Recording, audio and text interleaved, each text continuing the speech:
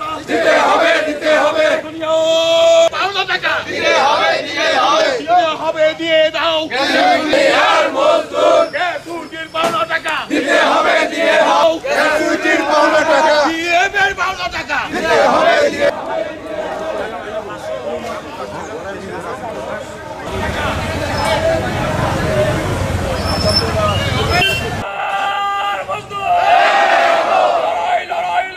লড়াই শ্রমিকের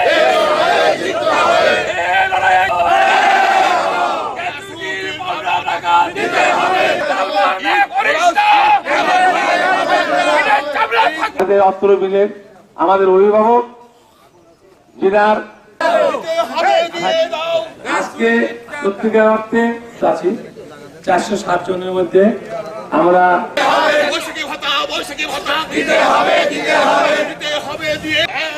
লড়াই করো দুনিয়ার মজদুর গ্যাসুটির পাওনা অনেকগুলো কর্মচারী আছে, প্রত্যেকের এই টাকাটা কিভাবে আনা যায়